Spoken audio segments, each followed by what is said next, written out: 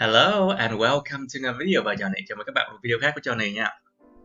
So in this video, I'll be correcting the writing for my students, and here's my online class here. 4 students in my online class. So this online class is growing, and I'm happy. Đây là 4 bạn học trò trong lớp online của mình dạy qua Zoom nè các bạn. Okay, và hôm nay mình sẽ sửa bài writing của các bạn. Okay, so we are working on Cambridge 16 practice test, test 3, writing test 2. Chúng ta đang làm việc trên cái writing test 2, test 3 của Cam 16 practice test nha các bạn, academic nha. So it's academic modules. Many manufactured food and drink products contain high level of sugar, which causes many health problems. Sugary products should be made more expensive to encourage people to consume less sugar. Do you agree or disagree? Cái bài này nó ghi là nhiều cái thực phẩm và đồ uống được làm từ nhà máy nó chứa cái lượng đường rất cao mà nó gây ra nhiều vấn đề về sức khỏe. Cái này là cái fact. This is a fact. The first thing is a fact. And then an opinion here is, cái opinion ở đây, cái nhận định nó là gì mà mình phải bàn luận nè. Những sản phẩm chứa đường nên được trở nên là mắc tiền hơn, nên được làm cho trở nên mắc tiền hơn để mà khuyến khích con người ta tiêu thụ ít đường hơn. Bạn đồng tình hay không đồng tình? So basically for this one, like I already explained in a video explaining how to deal with this particular test too. If you haven't watched the video, please go to the playlist, and this is basically there's a video before this one. There's a video before this one. Click on that. Watch that and then you can come back to this video later, okay? Mình đã có một cái video để hướng dẫn các bạn làm cái bài writing test 2 này.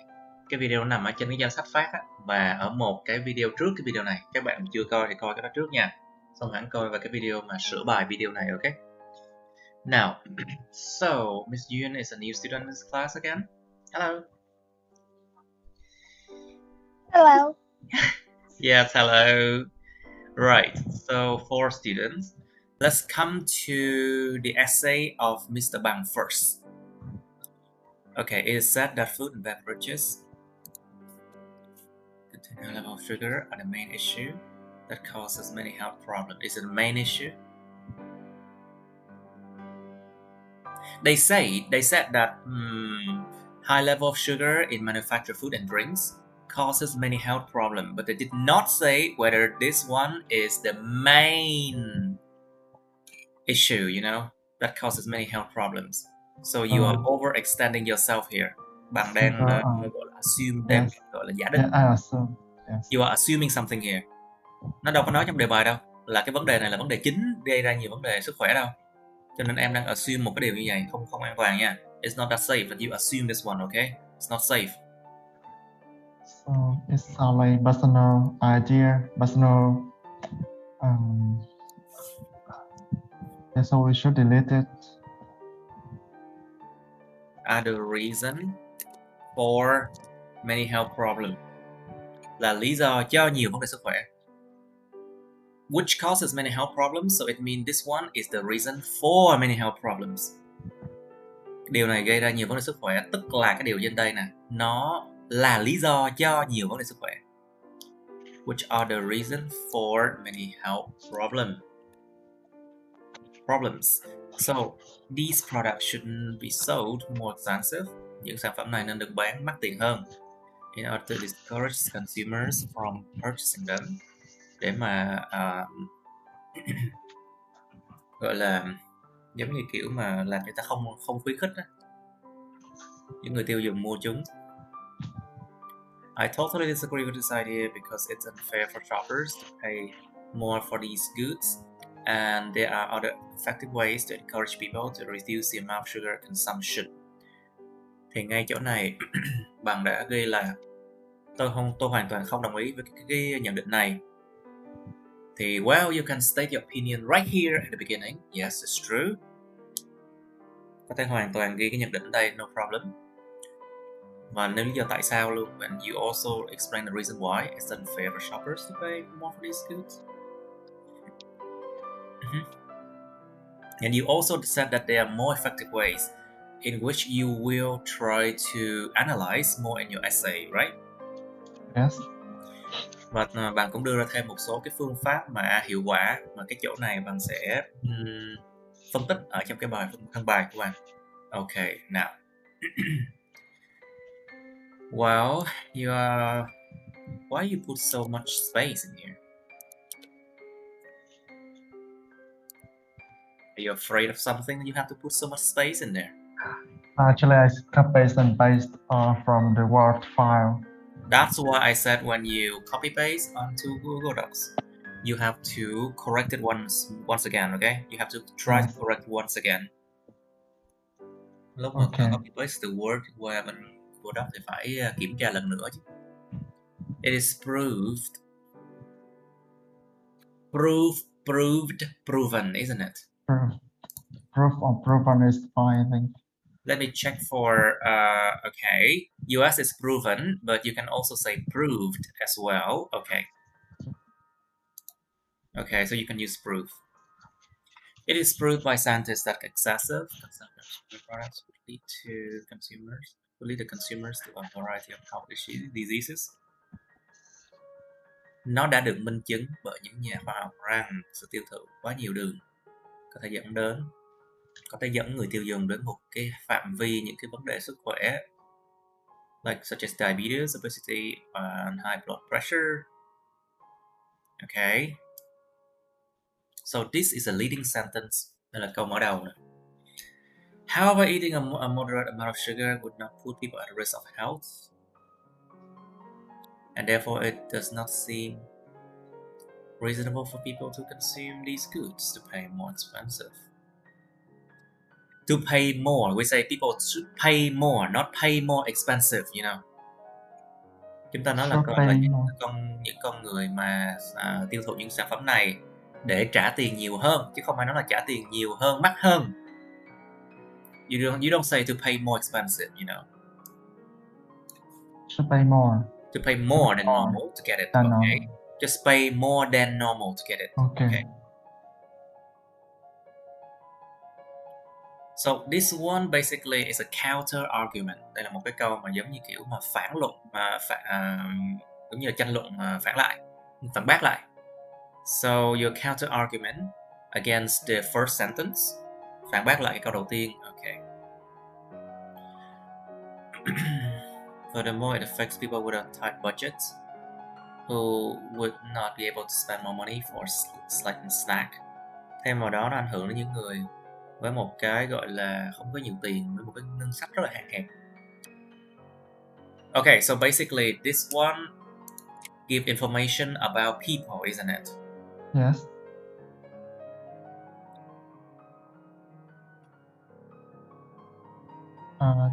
Okay. So that's why it has a comma here. Okay, good. Yes. Because who here give information about the word people. It's far away from the word who here.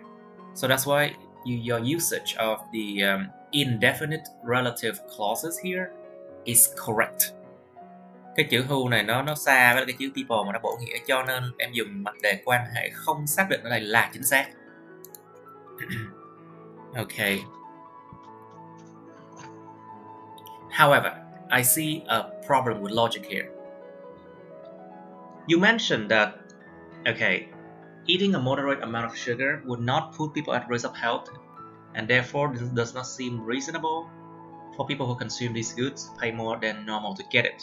But then you did not dig deeper, you did not try to explain further, and you come to a new idea now. Yes. Tại sao em không có khai triển thêm cái ý của đoạn 2 này ở cái câu số 2 này? Nếu em counter argument, em dùng cái phản luận điểm lại thì em phải giải thích thêm tại sao là em lại nói như thế. Xong tự nhiên em chỉ đưa ra một cái câu như thế này, xong rồi em chuyển qua câu khác ngay lập tức, em không hề đào sâu và không hề giải thích thêm tại sao. Why didn't you do that? And yeah, so basically go deeper, try to explain your ideas more. Okay. Now, in addition, there are many ways to discourage people from consuming sugary goods. Okay, This is a leading sentence. Thêm vào đó có nhiều cách để mà không khuyến khích con người ta tiêu thụ những sản phẩm có đường. The best way is for the government to raise the public awareness on the effect of unhealthy products on.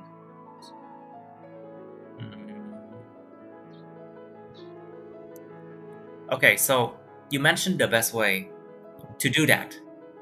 Em nói được cái cách tốt nhất để làm cái điều mà em nêu ở câu 1. Cho nên nó sẽ có một cái sự liên kết rất là hay. Nó có một sự liên kết rất là hợp lý. So you mentioned the best way to do what you said in sentence 1. So it sounds like it's very connected, which is good, very good. Nó có sự liên kết về cái mặt logic ở hai câu này khá là ổn. Yes.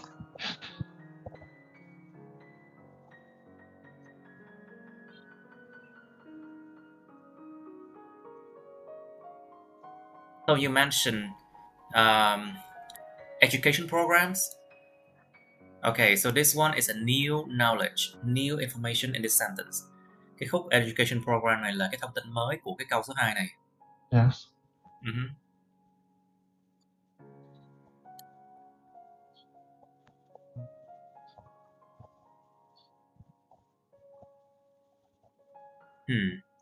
However, okay, but then you move on to the new idea here.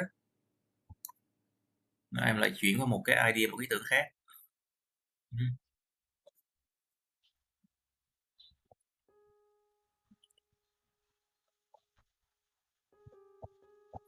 These sugary products that are targeted. No, we don't say that these sugary products are targeted. We say they actively targeted children. Chúng ta nói là những sản phẩm có đường này nó trực tiếp là nó đánh vào trẻ nhỏ. Không có giới từ to nha, there's no to here. And it must be in active form, okay? That. Nó là thể chủ động nha. Okay. Nó là những sản phẩm có đường đánh vào trẻ nhỏ, chứ không phải nó là những sản phẩm có đường được đánh vào trẻ nhỏ hay là bị đánh vào trẻ nhỏ, you know. So it should be in active form, okay? Sugary product that targets children. Oh, it's plural, so products. Okay. Yes. Be careful with this one. Thêm vào đó cái tần suất của những sản phẩm không lành mạnh, tần suất của những cái quảng cáo sản phẩm không lành mạnh nên được giảm. Okay, good. And these sugary products that target children should be limited or banned. Okay, so this is one approach. This is a second approach you mentioned. Đây là cách tiếp cận thứ hai em nêu ra. And then these approaches seem to be very effective with other products like alcohol. Don't use like in writing, okay? Use such as. Tại vì like nó là văn nói. Like is a spoken language. But in written language, you use such as.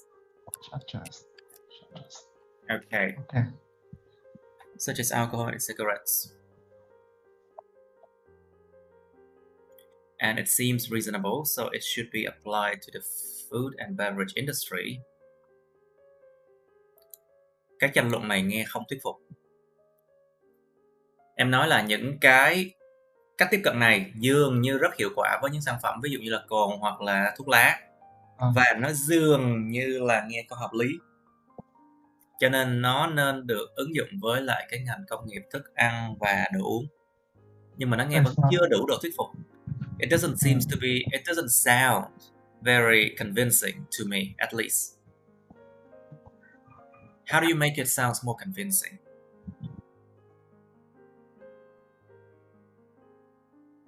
You should revise your logic here. It's from the above sentence, I think. Say again?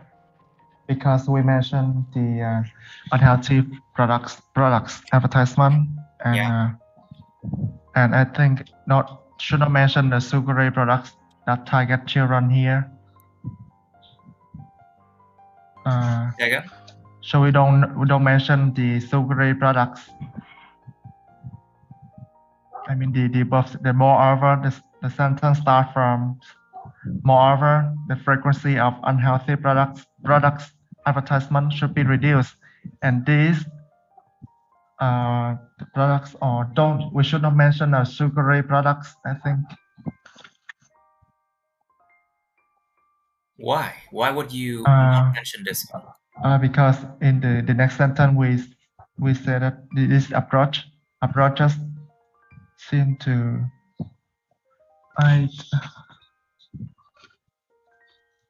Because like you we mentioned just alcohol and cigarettes, but children are not even allowed to consume these things. So it doesn't make sense that you mention children in this context, right?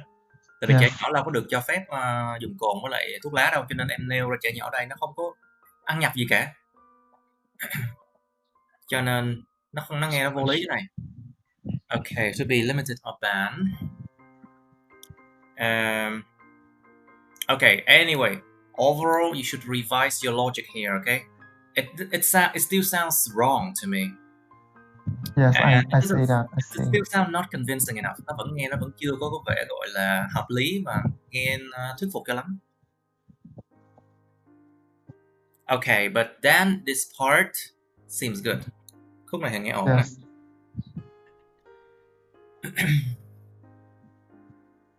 Okay, if you basically eliminate this part. Yes, I think should be. Just eliminate this part. Remove this. Yes. We should remove this. This one's.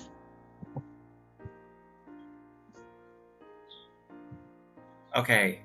Tần suất xuất hiện của những sản phẩm này nên được giảm. And these approaches means like all of these approaches from above. Yes. Những cách tiếp cận này là tất cả những cách tiếp cận mà Duyên này nó nói nè. These approaches seem to be very effective. Okay. So it should be applied to food. And what I mean is that they seem reasonable for alcohol and cigarettes. How are you so sure that it will be applicable to food and beverage? It just seems reasonable. Em nói là mấy cái cách tiếp cận này dường như cách tiếp cận này có vẻ như là nó hiệu quả đối với alcohol và cigarettes. Và nó có vẻ dường như là hợp lý, nên nó nên được áp dụng cho food and beverage. Nó vẫn chưa có một cái sự thuyết phục cho lắm. Tại lỡ đâu nó áp dụng vô cái nó sai lè là sao? Cái logic nó vẫn chưa chặt chẽ. The logic doesn't sound very convincing. I was about to say tight, but no, it's convincing.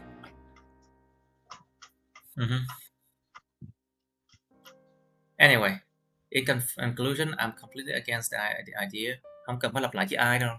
You don't need to repeat the word I again. You can just say, it's not wrong, okay? But I'm just trying to make it better. Yes. The idea of increasing the price of sugar products might seem absurd. Nghe có vẻ kỳ cục lắm. Cái ý tưởng của chuyện gia tăng giá thành của những sản phẩm có đường có vẻ nghe rất kỳ cục, tức là em không đồng tình. If you say that it's something seems absurd, it means you do not agree with that.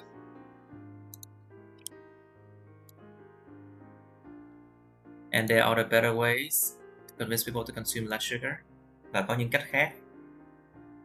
But then, did you mention other ways in here? Of course you did. With educational campaigns, health campaigns, something like that. Okay. But so far, the logic in your essay doesn't seems very convincing. It's okay, but it doesn't seem that convincing, you know? Yes. So I need to rewrite the last sentence in the second paragraph. Say again? I need to rewrite the the second paragraph. The second first paragraph. You need to dig deeper. Yes. Đoạn đầu cũng cần phải đi sâu hơn nữa. Đoạn 2 viết lại xíu. But anyway, cái điểm CC nó sẽ không tốt lắm. Tại cái điểm mà coherence and what's it, cohesion is not that great because I mean the logic doesn't sound that convincing. It's okay, but it's not that convincing, you know? Yes. Cái logic nghe tạm ổn thôi chứ nó không phải hoàn toàn là thuyết phục người nghe, you know? Task response, good. Because you mentioned all the things in the essay, right? Yes. Ok, that response nói chung là rất ổn, tại vì em nó theo đúng yêu cầu đề bài, không có lạc mất cái gì cả. Anyway, Miss Two, today it can be seen in food and drinks containing a lot of sugar. A lot of là văn nói nè, this is spoken language. A lot of is spoken language. How do you improve it? A huge amount of A large sugar. amount of sugar. Một lượng lớn đường. Or enormous amount of sugar. Okay, yeah, that's good as well. Are being consumed in both developed and developing countries. Ngày nay có thể được nhìn nhận rằng những thực phẩm và đồ uống ngoài chứa một lượng đường lớn đang được tiêu thụ ở cả đất nước, những đất nước đang phát triển và đã phát triển. So this is a leading sentence. It sounds good. You're leading people to something that we are discussing. Câu này dẫn dắt người ta đến cái điều mà mình đang chuẩn bị tranh luận khá ổn. This leads to extremely dangerous effects on human health. Điều này dẫn đến những cái ảnh hưởng cực kỳ nguy hiểm đối với sức khỏe con người. Therefore, it is suggested that taxes should be increased on products with lots of sweeteners to limit people's consumption. I see a lot of problems here with logic. Có rất nhiều vấn đề về cái biện luận ở đây. Thứ nhất là this leads to extremely dangerous effect on human health. I see a lot of loopholes with logic here. First is you said that leads to extremely dangerous effects on human health. And then you mentioned it suggested that taxes should be increased on products with lots of sweeteners. Sweetener is something else. It's not the sugar inside, okay? Sweeteners are basically things that cause the product to taste sweet, but they are not sugar themselves, okay? Chất làm ngọt không phải là đường nhé. Chất làm ngọt là những chất mà gây ra cái vị ngọt cho sản phẩm, nhưng bốn bản chất nó không phải là đường nhé. Yes. Cho nên em ghi như vậy là nó lạc qua một cái gì đó khác rồi. So if you write like this, it's something totally out of the question, okay? To limit people's consumption with a lot of sugar, just say sugar.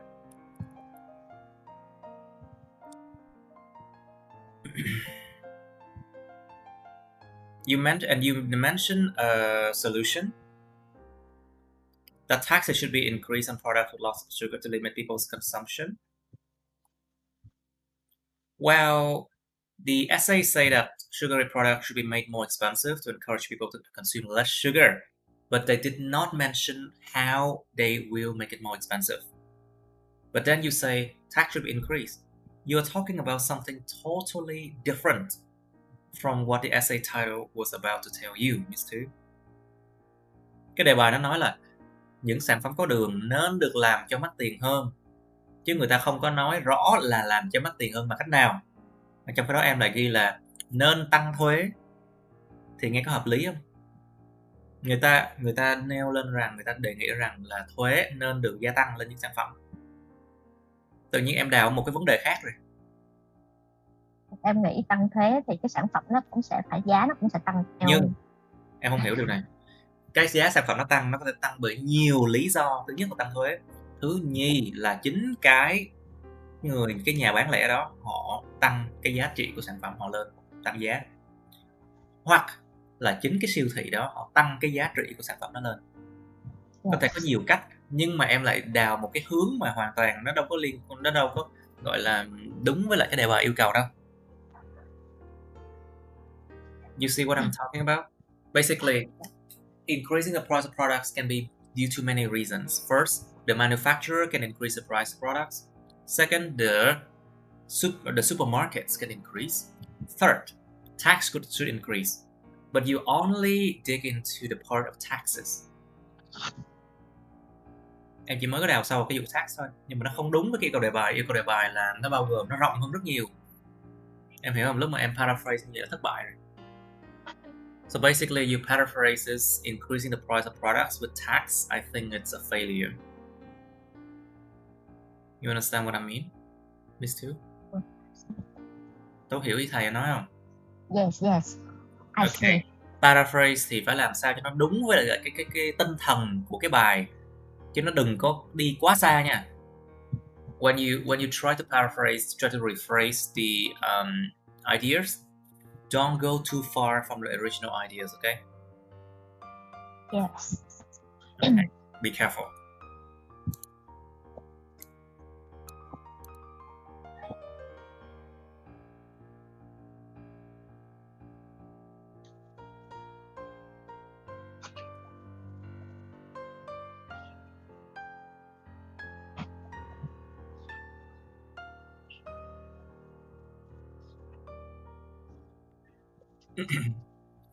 Scientists have proven that a little sugar in the morning can help stimulate nerve cells. It's actually correct. I know that myself. Những nhà khoa học đã minh chứng rằng chút xíu đường ở buổi sáng có thể giúp kích thích những tế bào thần kinh. I know that for sure because look at this.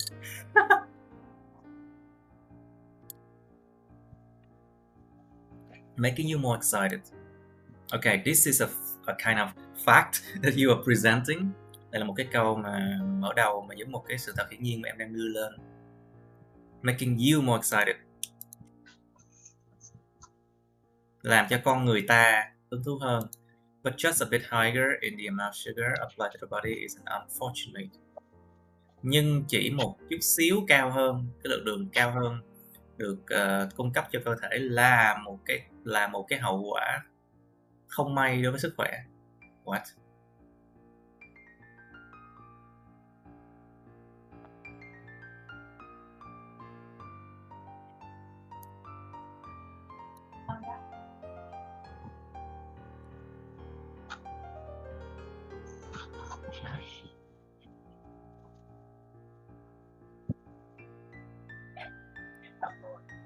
Can result in, có thể dẫn đến một cái hậu quả không may cho sức khỏe thì nghe đúng hơn á. Can result in an unfortunate consequence for health. Yes.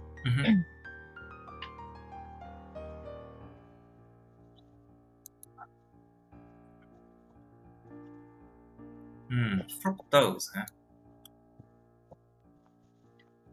You need to mention what fructose is because a lot of people, they don't know.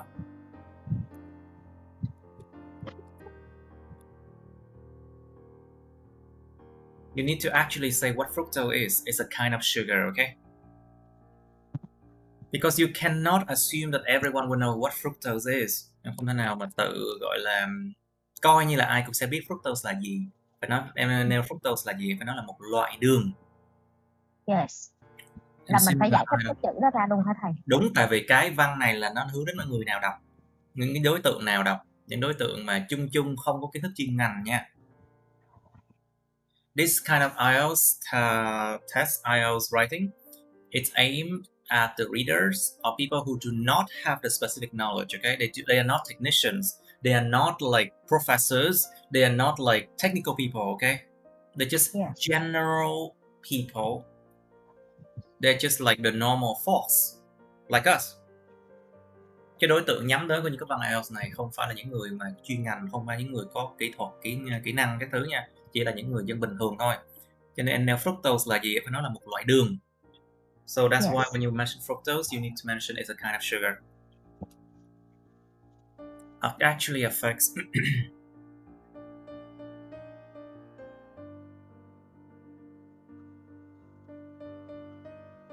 and slow down brain activity.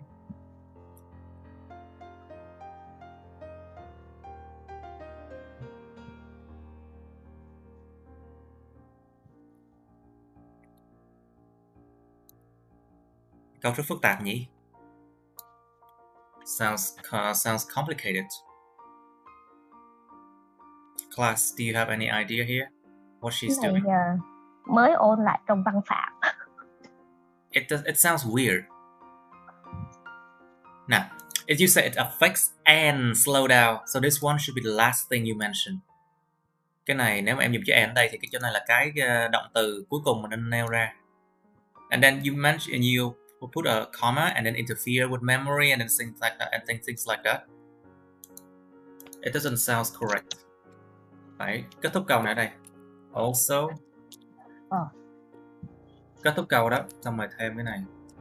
Lúc viết thấy nó cũng lủng củng lắm luôn mà không biết là sao.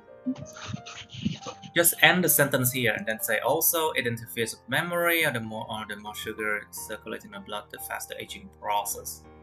Đó, thêm khúc này em thấy nó nghe hợp lý hơn. Và cũng là làm sao? Nó interfere, nó giống như là nó can thiệp vào với lại cái trí nhớ, hoặc là càng nhiều đường nó chạy trong máu thì là cái quá trình lão hóa càng nhanh hơn. Faster aging process. Okay. I don't think you should put a period and an and, or period and but. Đừng dùng dấu chấm xong rồi and nha, hoặc là dấu chấm và but nha.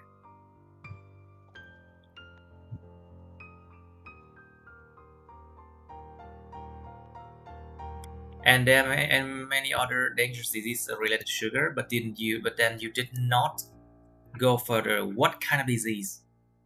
Em nêu ra là có nhiều bệnh nguy hiểm khác liên quan đến sugar, nhưng mà em lại không nêu rõ là bệnh gì, không nêu ra rõ cái thứ, nó chỉ nói khơi khơi thôi. Cái câu này là một cái phần yếu của cái bài này nè. This is a weak spot. It's a weak point in this essay. Nó dư đúng không thầy? Có vẻ hơi dư. I think if you mention that one, you need to go deeper, okay? Nếu mà nói thì phải đi sâu thêm. Còn nếu không nói thì thôi. If you do not mention it, then leave it be. Okay, I see. Okay. Therefore, it is best to learn to refrain from sweet foods. Vì thế, tốt hơn hết là học cách né tránh khỏi cái đồ ăn có chứa đường. It's not just food, you know, food and drinks.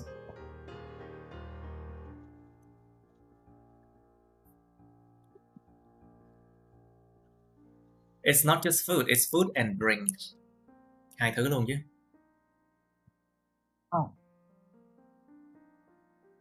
Yes. Okay. So you mentioned the problem with health in this paragraph. Cái này là cái đoạn nói về cái vấn đề sức khỏe nè. In addition, some studies show that, oh my god, I don't like paragraph that's too long. 168 biết ngay mà. I know it's very long. Quá dài. Fast food is the main culprit of various problems. Thật sự là không biết. Tự nhiên bây giờ em lại lái qua fast food làm sao không hiểu. Bây giờ đang nói về sản phẩm có chứa đường, em lái qua fast food là coi như nó ra một cái gì khác rồi. Không, nó cũng đường á thầy, thầy đọc tiếp đi.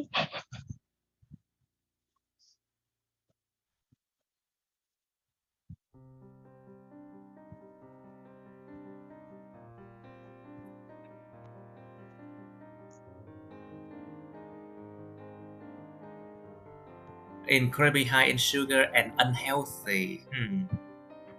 Okay, so is incredibly high in sugar and is unhealthy. Okay, I see.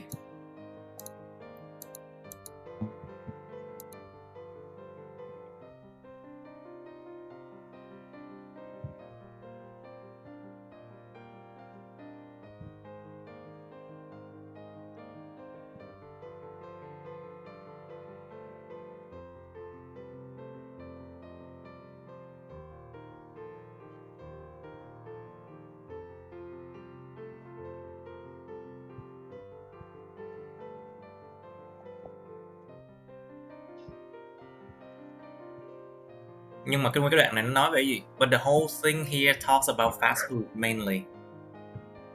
It does not just focus on the fact that these food contain a high amount of sugar. You did not focus on that. Nguyên cái đoạn này em nói về fast food là chính, và em dù gì cái kết luận cũng ghi là nên ban fast food. Nhưng mà nó không tập trung hoàn toàn vào cái chuyện mà trong fast food có chứa cái gì. Cho nên là nguyên cả một cái đoạn này, cái đại ý của nó là nó không có đi theo đúng cái task response nha, nó không đi theo đúng cái yêu cầu đề bài nha. The whole paragraph here you mentioned about fast food. Okay, you only mentioned like fast food contain high sugar and unhealthy, but it's only a tiny little sentence here.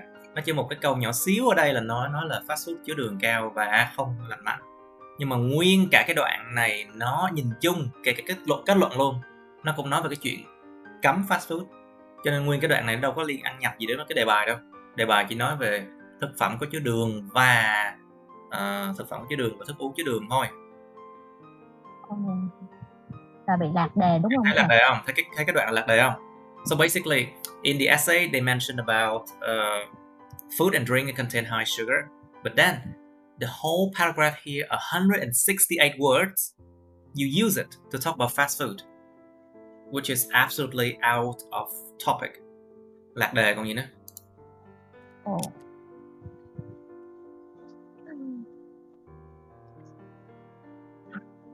In conclusion, to reduce the dangerous diseases, we don't say reduce diseases. Không có ghi là giảm bệnh.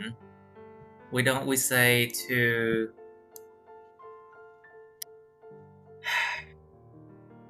decrease.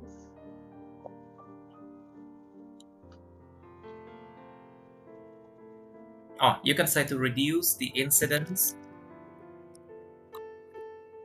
Giảm thiểu thì giảm thiểu gì? Giảm thiểu những cái lần xuất hiện. You reduce the incidence of dangerous diseases. Giảm những lần xuất hiện của những cái bệnh nguy hiểm. Get rid of something. Say again? To get rid of. Get rid thì thoát khỏi này. To get rid of dangerous diseases caused by sugar. Oh yeah, you can use to get rid of dangerous. We don't say to get rid of dangerous diseases, you know. It sounds very, very spoken language and informal. Get rid of giống như là vứt đi. Yes. Vứt đi, loại bỏ đi, những theo cái kiểu mà rất là thô tục như nào. Decrease thì sao rồi? Decrease nó chỉ dùng cho con số liệu, số má các thứ thôi, chứ không có dùng cho những cái bệnh. Người ta không nói là giảm thiểu bệnh giống kiểu Việt Nam mình đâu nha. Be careful. We say decrease the chance, decrease the number of something. We don't say decrease diseases or increase diseases, okay? Không có dùng decrease, increase với bệnh nha. Phải để hiểu cái điều đó. You have to understand that thing. Cho nên thầy mới sửa là giảm thiểu những lần xuất hiện của những cái bệnh nguy hiểm. That's why here I said reduce the incidence of dangerous diseases. Okay.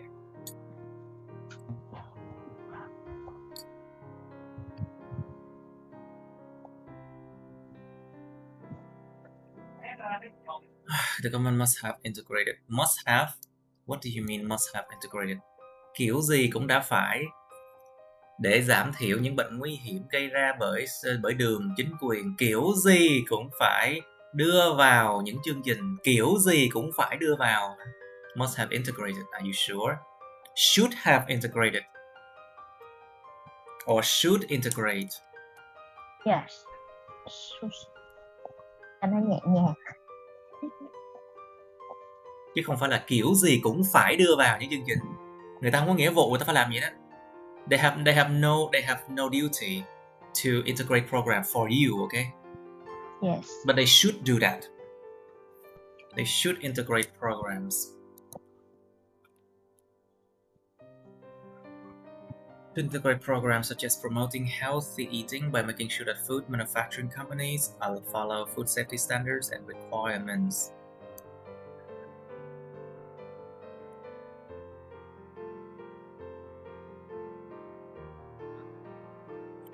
Well, food safety standards and requirements, basically, it's not so clear whether they should reduce the amount of sugar or something. Because, you know, food safety standards are normally just how clean the foods are, no bacteria. And it should not contain something, but normally it does not cover about the amount of sugar, you know. Những cái chuẩn về cái độ an toàn thức ăn nó thường nó liên quan đến chuyện không có chứa vi khuẩn, không có chứa những cái gây độc hại. Nhưng mà nó không có nói gì về, thường là không nói gì đến chuyện có đường cả nha. Cho nên là nếu mà em nêu như vậy là nó vẫn chưa rõ ràng là nó phải có cái chuẩn gì, you know. So if you mention just food safety standard and requirement, it's not so clear. whether you Yes. want to reduce the amount of sugar or not, okay? Yes. So it's not so clear over here.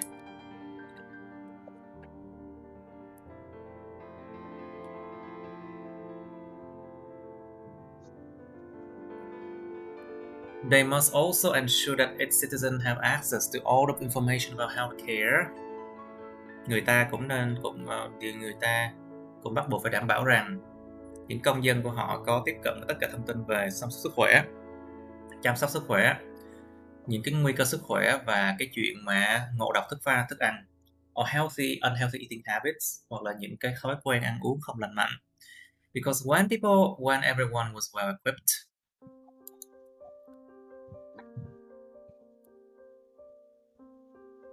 well equipped is an adjective, compound adjective, tính từ ghép nè, nó phải có dấu gạch ngang này nha.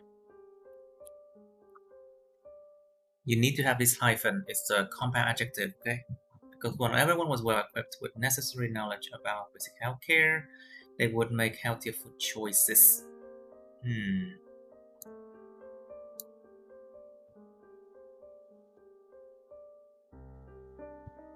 You know what? I feel that this conclusion is just too long. Cái conclusion này nó quá dài, và những cái ý này nên là nó nằm ở đâu? Nên nó nằm ở trên thân bài rồi. These ideas should have been in the body part, but you mentioned all the way in the conclusion, which doesn't make sense. Cái ý này đúng ra phải đưa thân bài, chứ mà em đưa cuốn tích bài làm gì? Okay. Nói chung là cái bài của em nó bị lạc đề. Tùm lum hết á. Em bị feel quá. Feel quá là chết nha, là nó sẽ không logic. Em bị feel. Okay, if you go too far, it's not gonna be logical, and your CC points and CC score is not gonna be good. Cohesion and coherence, and also here, out of topic.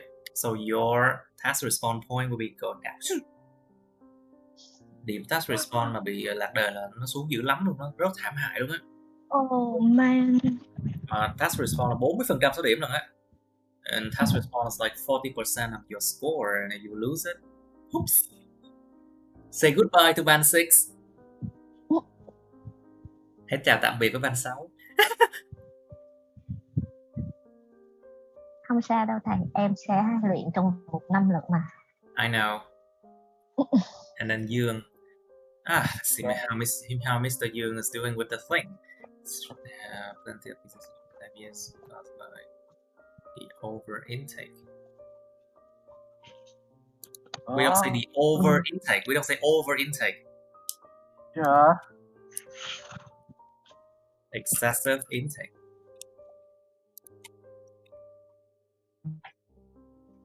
Oh. Quá nhiều.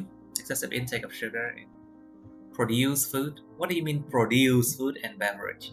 Of course they are produced from somewhere, but when you mention the word produce here, it doesn't mean anything. Em dùng chữ sản xuất, được sản xuất ở đây. Đương nhiên là thức ăn và thức uống nó phải được sản xuất rồi. Em nêu ra cái chỗ này ý là cái gì? You know, I don't understand what produce food they mean.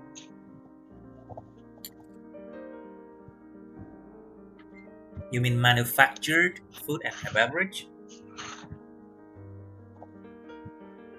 Eating too much. You mean manufactured in the factory, you mean? No, I think I remember is eating. Say again? I think I remember is eating. What do you mean eating food and beverage?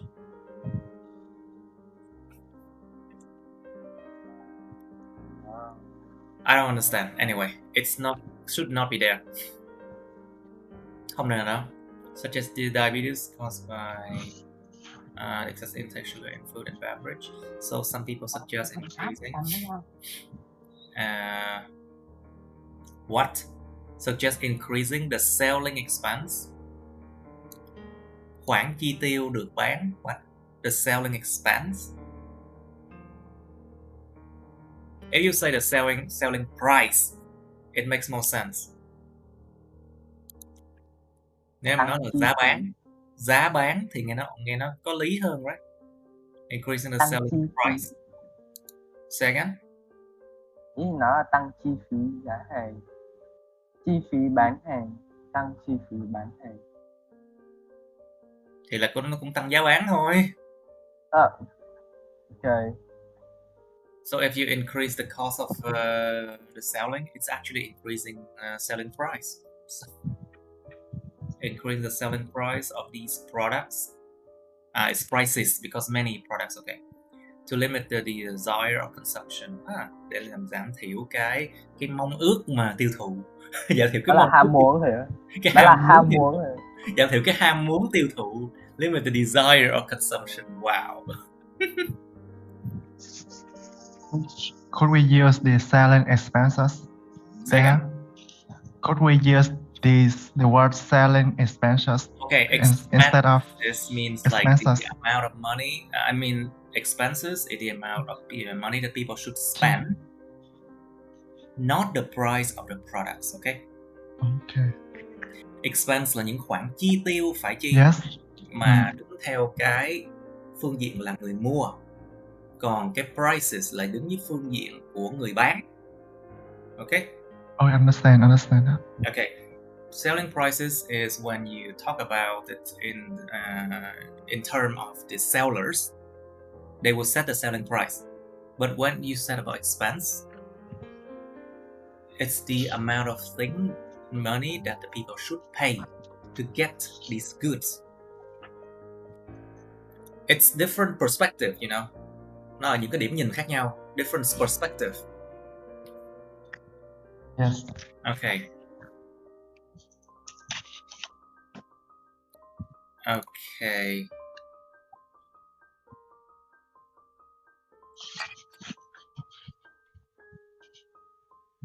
Increasing the expenses of commodities. Những sản phẩm. Commodities is an efficient method. Nè, bị một cái lỗi về cái chữ expense nè, em không hiểu sai, em hiểu sai nè, về cái phương diện của cái từ đó nè. Okay. Gia tăng cái giá thành chi tiêu của những cái sản phẩm này hả? Increasing the expenses, no. It's increasing the value. Gia tăng giá trị bán. The value.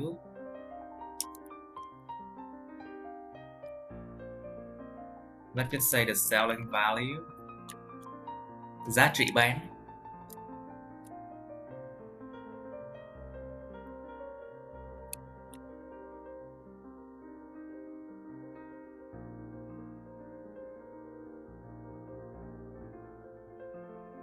Or you can say the price tag. Price tag là cái thẻ mà gắn mua sản phẩm, bao nhiêu tiền. Increasing the price tag of commodities is an efficient method to guide consumers to choose other alternatives. Okay, so this is a leading sentence. Yeah. Gia tăng giá bán, gia tăng cái thẻ, cái giá thành mà gắn liền với những sản phẩm á, là một phương pháp hiệu quả. Is it efficient or effective? Nó hiệu quả theo kiểu gì? Phần trăm hay là yes hay no? Cái này là nó hiệu quả theo kiểu nó đạt được một cái mục đích mình đề ra là giảm thiểu cái sự tiêu thụ đường, đúng không các bạn? Yeah. Đạt được mục đích, đó chính là chữ effective. If you want, okay, basically now you want it to be effective because you want to achieve a desired result. That is effective. Cẩn thận nha.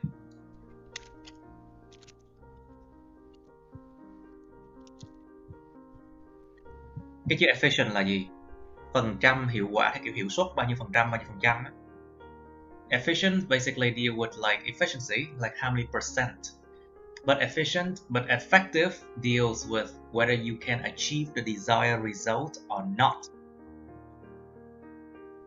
Nhớ nha, effective là đạt được hiệu quả hay không, yes hay no thôi. Còn cái efficient nó là theo kiểu phần trăm ở giữa. Hiệu suất bao nhiêu phần trăm.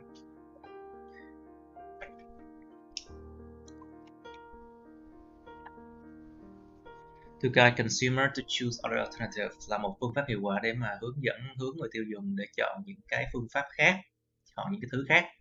For instance, it's common that the government charges high taxes to increase the cost of imported items. Khúc này bạn nêu ra thuế cao là đúng, tại vì nó là một trong những cái cách. Here he mentioned high taxes, which is actually one of the ways that people do. Good. Luckily. Say what? Say what? What do you say? What are you saying? Just lucky. I'm just lucky, man. I don't understand what you're saying. Okay. Say again. I want to hear. Just continue. Okay. Gia tăng giá của những sản phẩm được nhập khẩu, and then which effectively protect the domestic manufactured commodities, mà nó bảo vệ những sản phẩm nội địa. Ok. Chạc thuế cao để mà gia tăng giá thành của sản phẩm nhập khẩu, để mà điều này nó bảo vệ thành công, bảo vệ hiệu quả những sản phẩm được sản xuất nội địa. Điều này vận hành cùng một cái cách và trên những cái sản phẩm có chứa đường. Oh, really? So you are using other things to compare to the thing we're talking about. I see. Which is a style. I like it. Nó là một cái phong cách rất là hay đấy. I like it. This is working in the same way. Okay. Working in the same way. That sounds very weak. Nghe yếu vậy. That sounds spoken language, you know. Nghe như bạn nói đấy. You can say this is working similarly on. Điều này vận hành cũng giống như thế lên trên những sản phẩm này. This is working similarly.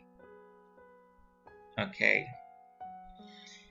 With the higher cost of với cái giá thành cao hơn của sản phẩm chứa đường và sản phẩm chứa đường, thức uống và sản phẩm chứa đường, customer sẽ chuyển dời cái thói quen tiêu thụ của họ đến những loại mà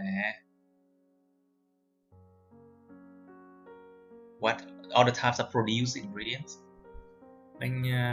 với những cái loại mà nguyên liệu được sản xuất khác.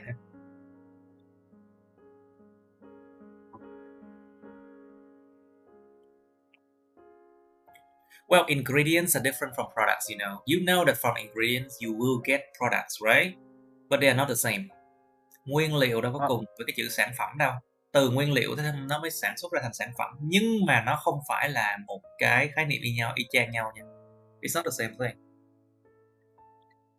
To other types of produced goods. Hàng hóa được sản xuất khác. You can just use the word goods here. Without sugar or fresh fruit and vegetables. Sẽ chuyển dời cái thói quen tiêu thụ của họ đến những cái loại mà sản phẩm được sản xuất khác mà không có chứa đường, hoặc là trái cây và rau tươi, or fresh fruit and vegetables, and this will lead to a better diet for human beings. Okay, that sounds like a valuable discussion or argument. Nghe có vẻ có hợp lý.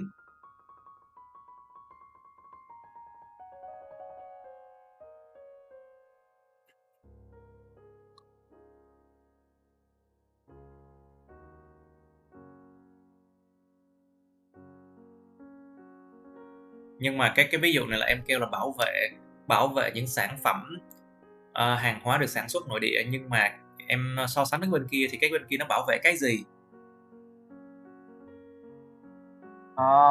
See, there's a loophole in logic here. There's a loophole in logic here. Có cái lỗ hổng về cái logic ở đây. Loophole. You said that it protects domestic manufactured commodities, and then you compare it with the sugary products. But then, what shall it protect? You did not mention what it shall protect, right? Oh, okay. So that's why even though this one sounds like a good style to have, you are trying to develop it, but your logic is not there yet. Okay. And it affects very well the argument. Mặc dù là cái style, cái phong cách em đang nêu ra một thứ để mà so sánh với những cái thứ khác. Như thế này, nó là một cái phong cách rất là hay. Nhưng mà do cái logic em chưa tiến đến cái mức mà nó hoàn thiện, cho nên nó ảnh hưởng đến cái gọi là cái logic chung của cả một cái đoạn này. See? Okay. Ai da. What's that? Nothing. Rồi các bạn thấy không, viết văn á, không có phải cái chỉ là bay bướm được đâu, phải logic dữ lắm luôn á, phải không đâu? You see, when you do writing IELTS, you have to be careful, very careful with the logic. It must make sense. It's very much like mathematics sometimes. Rất là giống môn toán luôn, phải không đâu?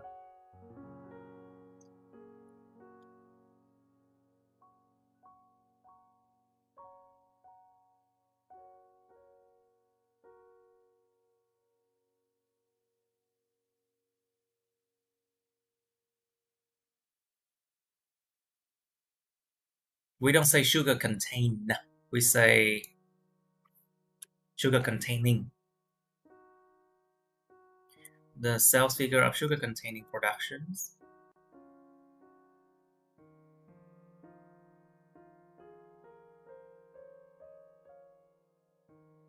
Sự sản xuất có bằng với sản phẩm không? Production, is it the same as products and goods? It's not the same, right? Oh, Đâu y okay. chang đâu.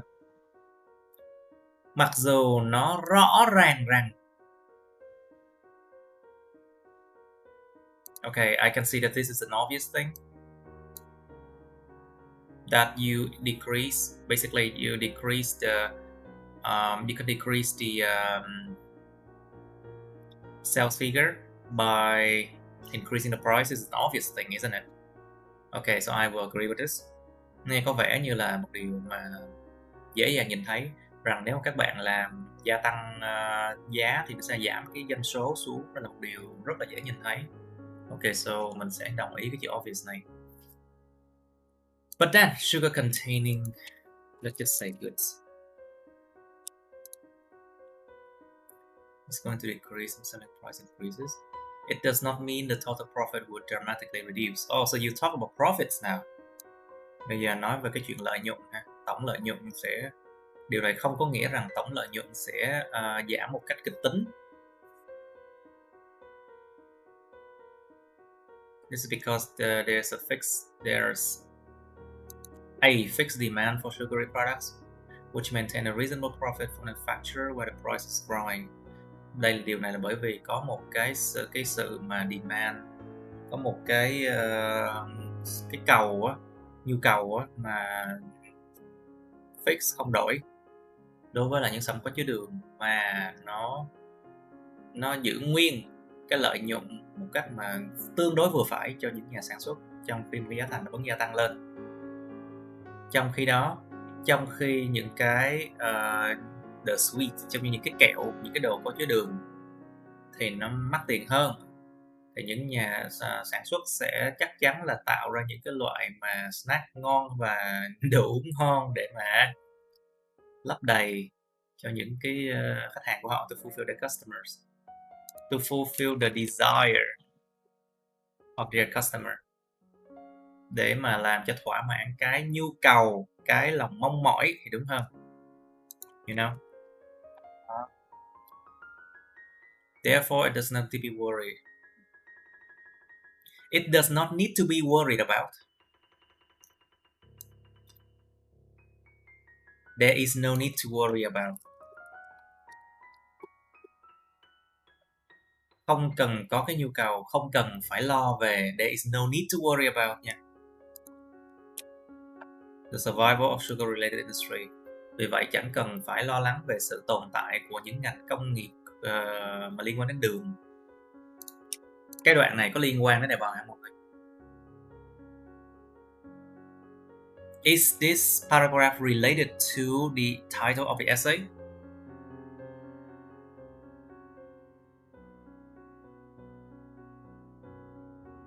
Nó nói về lợi nhuận của ngành đó và sự tồn vong của cái ngành đó. It talks about the profits of the sugary industry and the existence of that. But is it related to the essay? It's totally not related, right? Nó chẳng có gì liên quan đến bài đúng không? Lạc đề rồi. Nhìn ra chưa? You see it? Hoàn toàn đi quá xa. You are going too far now.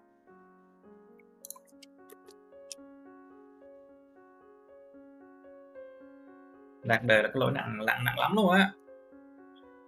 If you can go out of topics, your maximum score is 5.0, okay? Lạc đề là điểm Cái cao. đề này nó dễ feel quá mà. Lạc đề là điểm cao nhất là 5 chấm thôi. Be careful. In conclusion, dấu chấm câu đâu. Where's your period?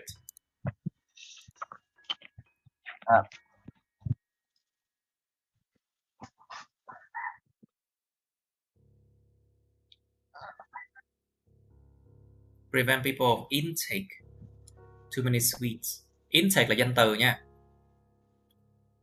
Intake is a noun. Be careful. To prevent people from eating too many sweets. Let's just say from consuming too many sweets. And it will not harm the benefits of manufacturers. Tự nhiên em nói về cái vụ lợi ích của những nhà tiêu dùng làm như lạc đề chơi đó. This part it's out of the topic, okay? Anyway, let's come to Miss Yuan. Let's see if she does a better job. She does a better job. Now, the various manufactured food and beverage products consist of high level of sugar.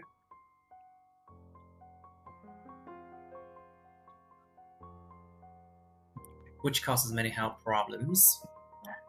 Những sản phẩm đồ ăn và thức uống mà được sản xuất nhà máy khác nhau, nó chứa có lượng cao của đường mà gây nhiều vấn đề sức khỏe. Bạn paraphrase cái đề bài cũng khá là ổn. Good paraphrasing. Thus it's arguable whether sugary products should be made more high price. So more high price. Okay. Good paraphrasing again. Paraphrase thành công nè. Nên được làm cho giá cao hơn. Should be made more high price. Or I can say should be made higher priced.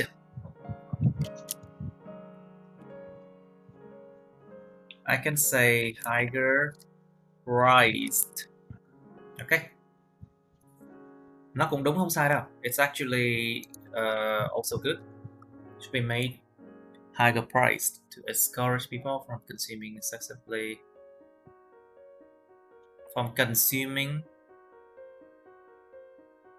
So, excessively here, what does it give information about?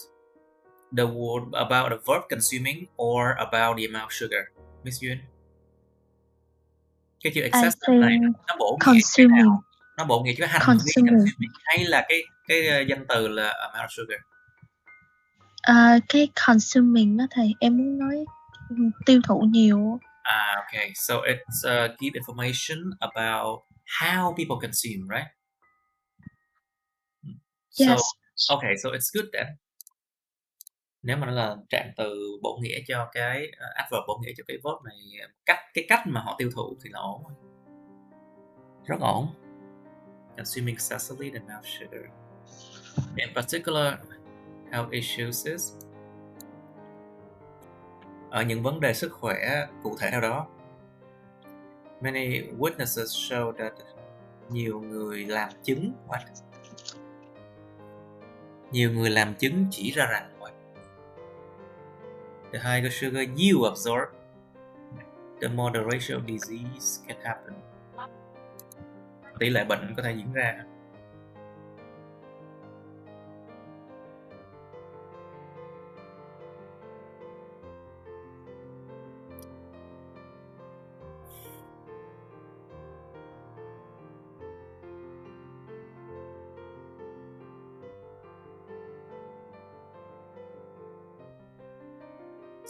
Something doesn't convince me here. Có cái gì đó nó không làm mình cảm thấy được thuyết phục ở đây. I should consume more sugar.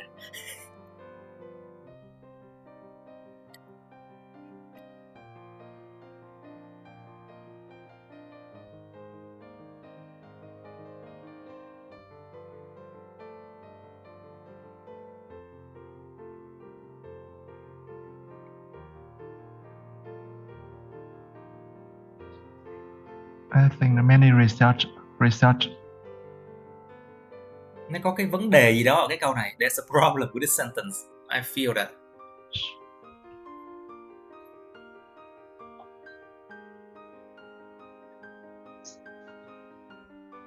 Show that the more I think the more sugar you absorb, the more ratio of disease can happen. The more it's not the higher, the more I think. No, it's not that. The higher and the more actually can be comparable, can be used to compare with each other. Cái chữ the more và higher đều có thể dùng với nhau chung để mà so sánh mà. Cái lượng đường càng cao bạn tiêu thụ thì tỷ lệ bệnh diễn ra có thể càng nhiều. Đâu có gì đâu, no problem. Okay. Okay, fine. I'll let it slip. Tôi sẽ để cho nó bỏ qua. Especially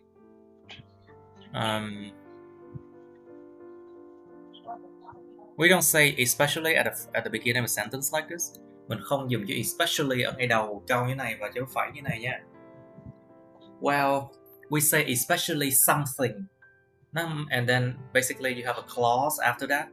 Mình dùng especially với một cái cụm, với một cái mệnh đề nào đó đằng sau chẳng hạn.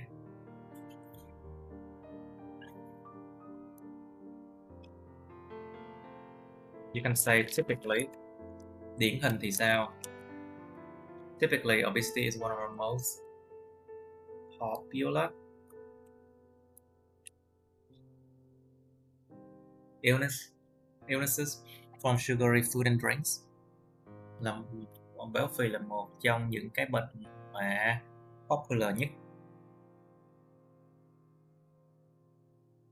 Do we say popular diseases? Popular illnesses? Common, I think. Common. We say common.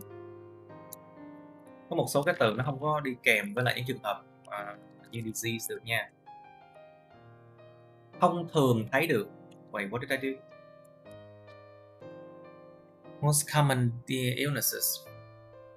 Cái chữ popular là gì? Được nhiều người sử dụng và được nhiều người biết tới. Popular means like many people know it and many people use it. Qua đề đúng không? But when you say something that occurs very often that you see, hey, what's that noise? What's that noise? Sorry, I have to turn off Mr. Yoon because a lot of noise from his side. Okay, so common basically is used there to say that something that you normally see, you know. Common tức là một cái gì đó mình thường nhìn thấy hay xuất hiện. Còn cái popular là hay được sử dụng hoặc là nhiều người biết tới nha. Cái nghĩa của nó khác nhau nha mọi người. Be careful with common and popular, they are different.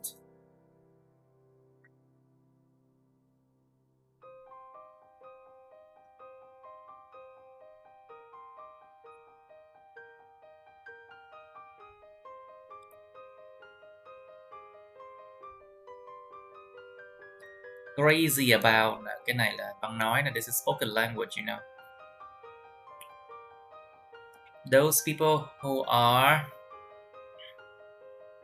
addicted to, bị nghiện cái chuyện gì đó, who are addicted to eating sugar, are physically exhausted, người ta kiệt quệ về mặt thể chất. In next to no time, rất là nhanh chóng sau đó, in next to no time, these people are more dangerous for their illness. What? Bản chất những người này là nguy hiểm hả? Vốn là họ chịu nguy hiểm đúng không?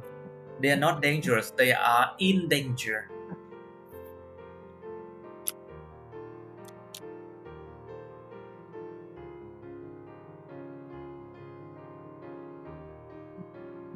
in danger of something. Họ gặp nguy hiểm, in danger of their illnesses. And then you do not need a period again. You mention illnesses, you should mention such as something immediately, okay?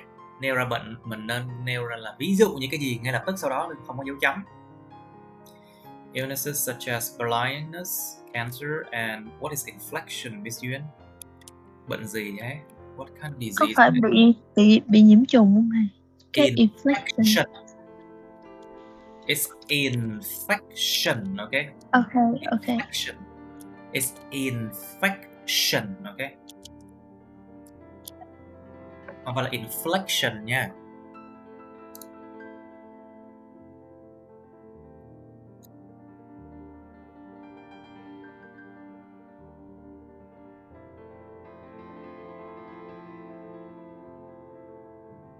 Okay, so basically the whole thing here talk about diseases that can happen.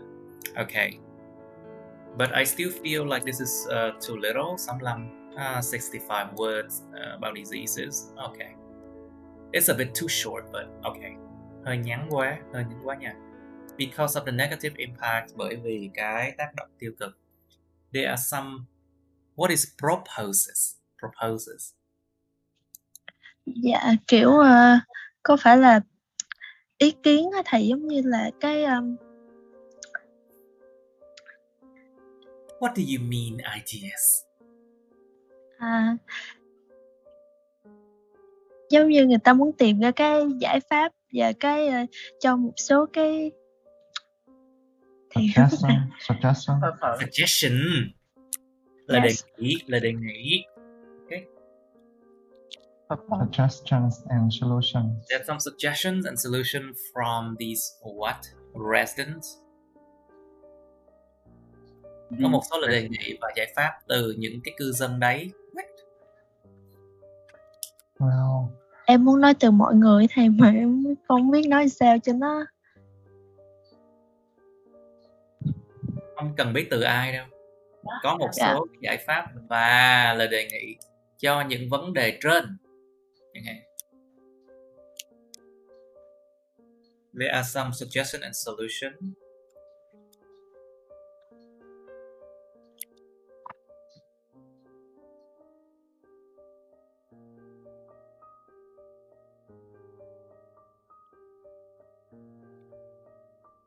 Có một số cái lời đề nghị và những giải pháp mà trong đó làm gia tăng giá của những sản phẩm có chứa đường dường như là một cái tùy chọn hợp lý.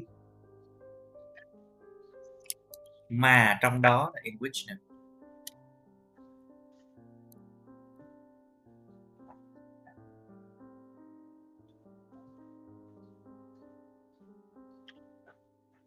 Nevertheless, the majority of people in the society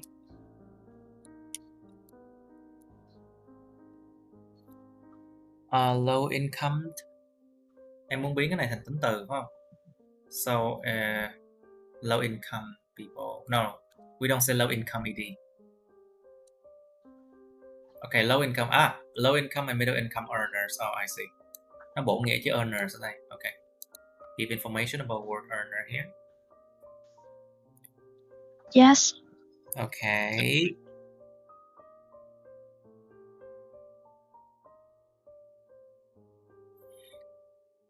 Would put pressure on the community. Nó sẽ đặt áp lực lên trên cộng đồng.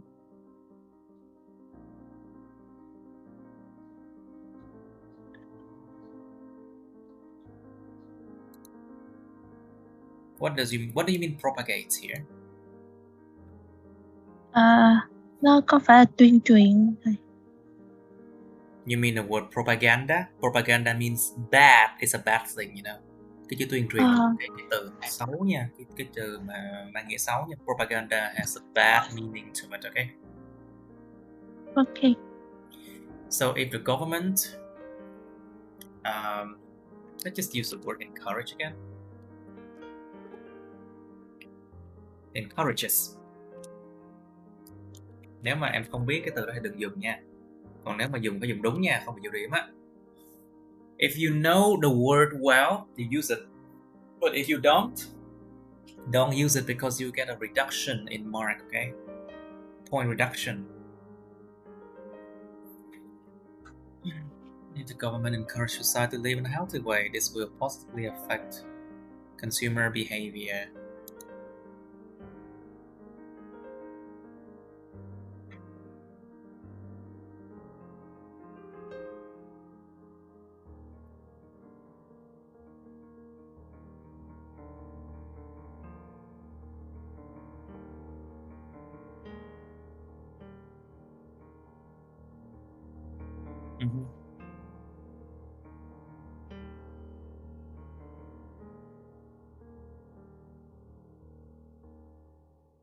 Disseminate means like they spread information, you know. Disseminate, cement means seeds. Disseminate means you spread the seeds everywhere. Cái chữ cement có nghĩa là cái hạt giống. Disseminate là giống như phân phối. Nếu mà chính quyền có trách nhiệm là phân phối thông tin cao, highly disseminate information. Now let's just say to disseminate information on natural food and healthy drinks. Có trách nhiệm phân phối thông tin về cái thức uống lành mạnh và những sản phẩm tự nhiên, thức uống đồ ăn tự nhiên trên truyền thông chính thống thay vì những sản phẩm có hại. Thêm vào đó, đây là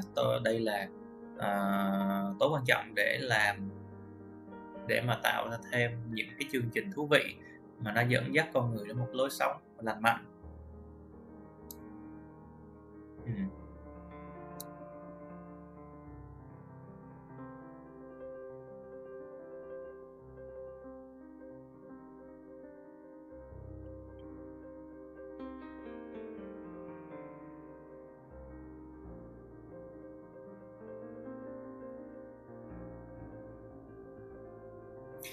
Nghe thì có vẻ những cái ý này nó hợp lý đấy, nhưng rời rạc nó chẳng có liên quan với nhau cả.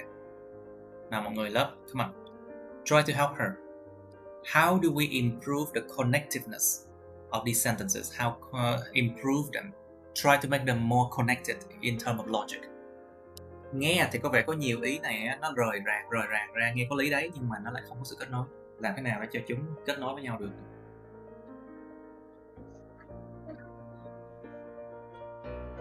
Come on, help her.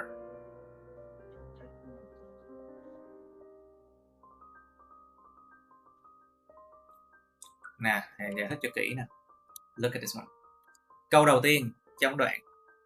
Bởi vì những tác động tiêu cực, có những cái giải pháp và lời đề nghị mà trong đó gia tăng giá thành của những sản phẩm có chứa đường có thể là một cái tùy chọn hợp lý. Đó là câu thứ nhất. Câu thứ hai, tuy nhiên phần đông con người trong xã hội là thu nhập thấp và thu nhập trung bình, cho nên gia tăng giá của đường sẽ đặt áp lực lên trên cộng đồng. Câu thứ ba, nếu mà chính quyền khuyến khích con xã hội sống một cái cách mà lành mạnh, điều này sẽ ảnh hưởng tích cực đến cái hành vi của người tiêu dùng.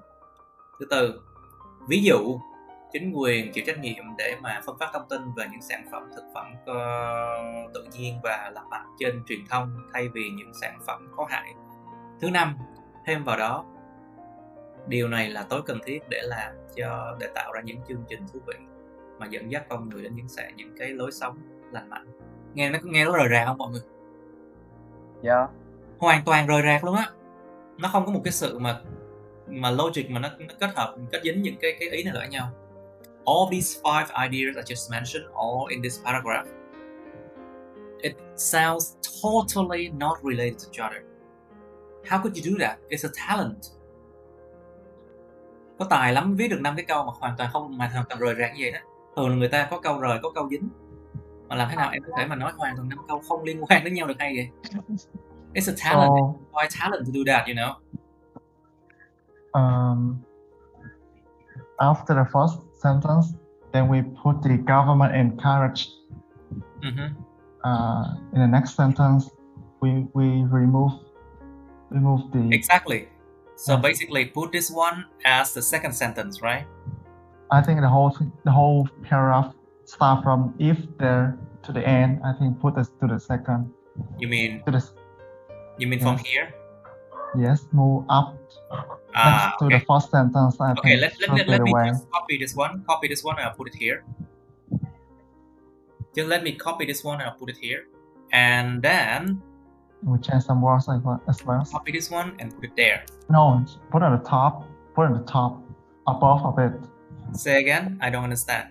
I mean, the first sentence you put on the top. What Of- first sentence? Because of the negative impacts, start Okay. first. Okay, delete it. Okay, so this one you Okay. put it there, right? Still there. Yes. Okay. And the next is the government encourage. Yes. Is the government. This one. Yes. The whole thing until the end. Okay. Yes. Okay. And we change some words there. I think. I mean, we change some words on the. Okay. Copy it. this one at the end. Put it into the end. Yes. Okay, let's see if it's connected. Okay. And then we change some words. I think. The second sentence, if the government encourage, we should change something there here. We should change the words, some words here, I think. Mhm. First, I think, Wait. first option, or first, in the first, how do you Here. say that? No, I mean, at the second sentence, if the government encourage, or we change some words here, like to make it connect to the first sentence. How do we Firstly, do I it? think, firstly, Yeah, I agree. the government encourages.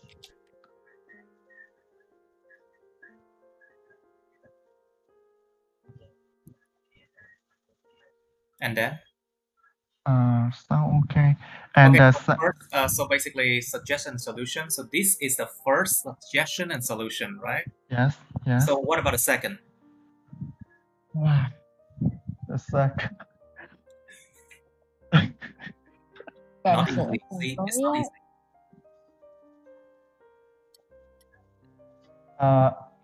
Ngay cái chữ additionally á thầy, có thể là change to secondly hả thầy? Secondly this. No. I think so because this one is like something else. That's crucial to make more interesting It is problems. crucial. This is crucial. It is. I think it is. It is crucial. Because we don't know what it is not mentioned before. Đâu biết this nó nói cho cái gì đâu, cho nên là Yes. it is crucial to make It more is crucial to make programs. more interesting. Sound okay to me. However, this one seems like something that contradicts what we are trying to say. Cái câu này giống như câu phản biện vậy á. We are looking for some solution, so we don't need that. I think we don't need We that. don't need the last that. We don't need sentence. that. We don't need that, basically. Okay, 82 words enough.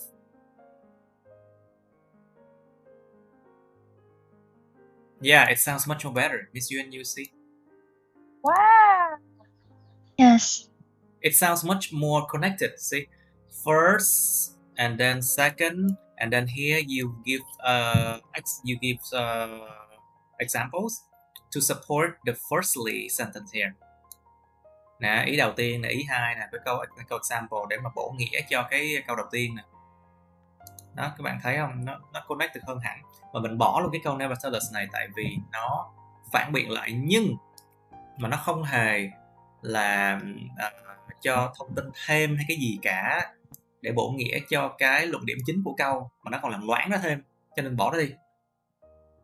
Basically, the never tell us something sentence here, it sounds like it should not be there, you know. So that's why I remove it. Okay, you agree? Yes. Yes. And then where does this paragraph sits in? Cái đoạn này nó nằm ở đây có nên không? Có nên ngồi ở đây không? Equally important, it is tough to persuade and oblige people to change their habits. Consequently, they must mainly improve awareness by themselves, as well as cái gì thế này? As well as phẩy hả? As well as a comma. Caring about a health conscious lifestyle and developing a balanced diet. What? This is not even a sentence. Cái này chẳng phải là một câu luôn á. Không phải một câu hoàn chỉnh. Giống như là cái đoạn này á, em rối lên xong cái em viết bừa ra vậy nên xong em không thèm xây dựng thêm. It's like a Connect from the consequently. I think. Nghe không hiểu luôn á. Consequently, they must It makes me not understand what you are writing in this paragraph. Weird. I think here, consequently, they must mainly improve awareness as well as caring about health conscious. Okay, I by understand. themselves. So basically, there should not be about comma or period here. Các bạn thấy không? Cái dấu chấm dấu phẩy đặt sai chỗ nó làm ta chẳng hiểu gì cả. Cái này mình có thể xóa cái từ by themselves không thầy? By themselves. Xóa luôn được không? Tại đây they must. Yeah. As well as caring, improve awareness by themselves. What? Can they do that by themselves or they need education from somewhere else? No, because it's connected meaning from the first sentence. Because you mentioned it's tough to persuade or oblique I understand now. Rất là khó để mà khuyến khích con hoặc là bắt buộc con người ta thay đổi thói quen của họ. Hậu quả là họ phải phần đông là cải thiện cái sự ý thức và bởi bản thân họ. Okay, I understand now. It's connected now. Okay, so because of this one, so it leads to this one. I see. Okay, but my question is, should we delete by themselves or we must keep it there? But then when you say they must mainly improve awareness, they should, I think. But the meaning is not so clear. How do they do that? Nếu mà bỏ by themselves thì cái nghĩa nó sẽ không rõ là làm thế nào họ có thể mà phần đông cải thiện cái sự mà awareness. Okay. You know, nó không có rõ nghĩa cho nên cái by themselves này vẫn nên để ở đây. I think by themselves here you should still keep it there, you know? See? Correcting essay is not easy. Sửa bài tập không bao giờ, sửa mấy bài essay không bao giờ là dễ cả.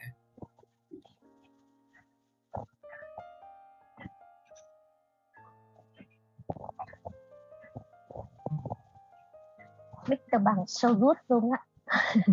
What? Em nói là bạn giỏi, bạn nắm được luôn. I can see that too. Look at my essay. Cái khúc này nó lẻ loi, nó không có thuộc vào đâu đó. Connect to the second body, I think.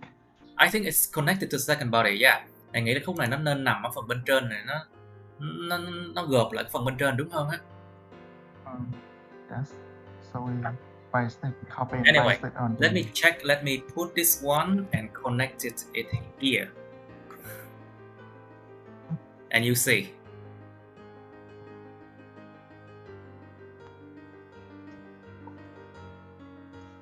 So this one become the thirdly, you know.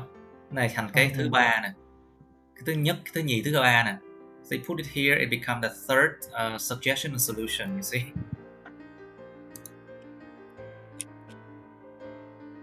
117. Acceptable. Anyway, so 3 ways. Okay, and then in conclusion, it seems to be not effective in making sugary products more pricey. That can discourage sugary consumption. What?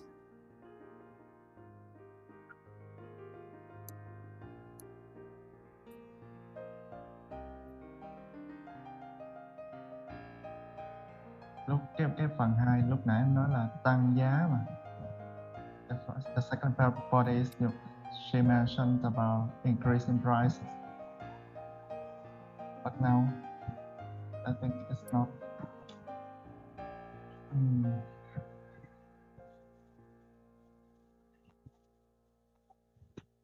Wrong conclusion, I think.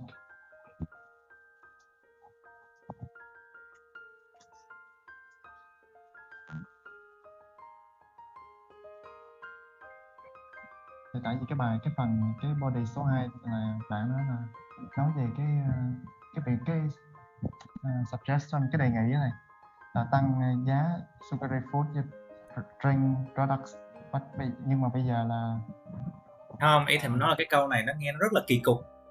yes. What I mean is that this sentence sounds very weird. Yes, because not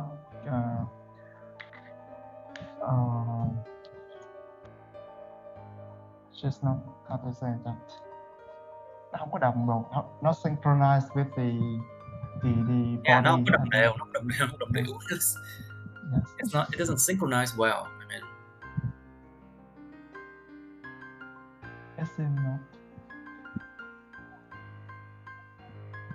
what key component to the subject? What kind of subject? As well important as the key component to the subject. Kiểu ý câu muốn nói là đem cái healthcare vô cái Giáo dục. education giống như là một cái môn học chính với thầy, kiểu quan trọng hơn về cái healthcare thì. Okay, so subject here is healthcare. I see.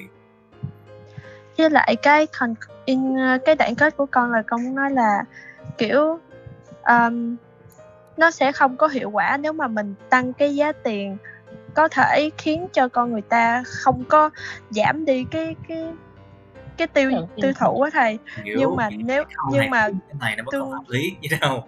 Em phải biết sao cho nó rõ hơn. You have to write the sentence clearer. In conclusions, what she mentioned in the second body, that is the feasible option. It seems that making sugary products more pricey can discourage sugary consumption quite well. Well, relatively well. Có vẻ như rằng làm cho những sản phẩm có chứa đường trở nên mắc tiền hơn, có thể làm cho người ta không được khuyến khích, có thể không khuyến khích cái chuyện tiêu thụ đường tương đối là tốt. Relatively well here basically give information about the word discourage. The verb is discourage, you know. Cái khúc mà relatively well này nó bổ nghĩa chứ discourage nha.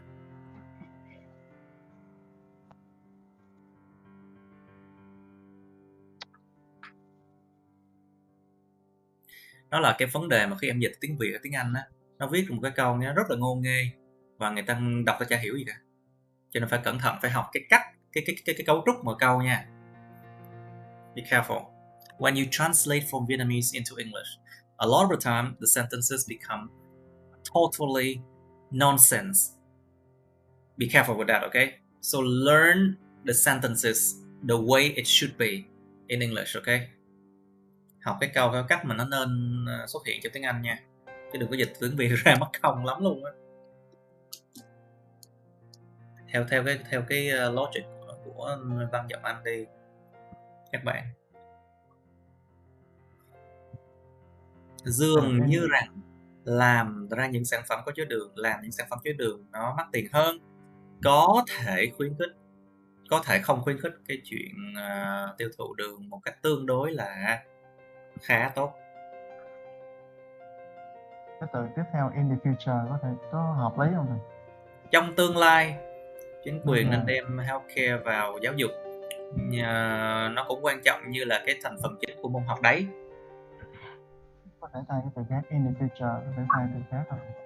Nói về cái bây giờ đó này, không nói về tương lai, nó bây giờ. I think it should, yeah, you're right. I think we should talk about now, because now in the future, well, why would we say that in the future? Maybe, let's just say additionally. Thêm vào đó đi. Yes.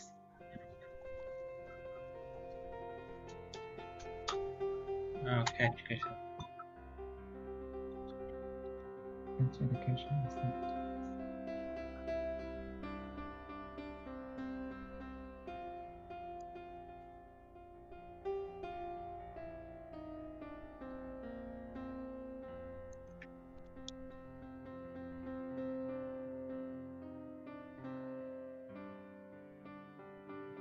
Nè, hay có phải nghĩa nó rõ ràng hơn không? Thêm vào đó, chính quyền nên đem chăm sóc sức khỏe vào giáo dục và nó nên trở thành cái thành phần chính của môn học đó. Nó phải nghe nó rõ ràng về nghĩa không? Yeah.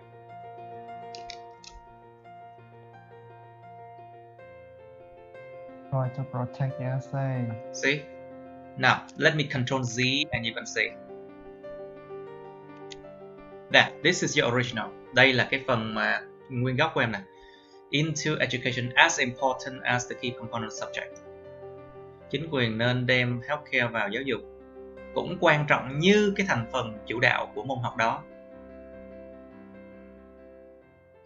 Nghe tiếng dịch tiếng Việt thì có thể người ta sẽ hiểu đấy. But in English, it sounds weird. The government should bring healthcare into education as important as a key component to the subject. What? Because cái chữ as important này tính từ nó phải đi đằng trước là cái động từ to be, right? Mà nó không có ở đây. Basically, as important as something, important is an adjective. So before that, you should have a to be verb or something like that. However, before that is a noun. So that's why it sounds weird here, you know? Em hiểu không? Cái vụ về Dạ thầy. Dạ. Cho sorry. So that's why I changed it. What is redo? Control R, right? No. Ah! What did I do? I pressed Control R and what did I do?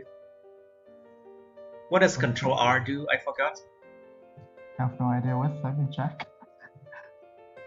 I didn't know what I did. I just pressed Control R and then I think it's reload, right?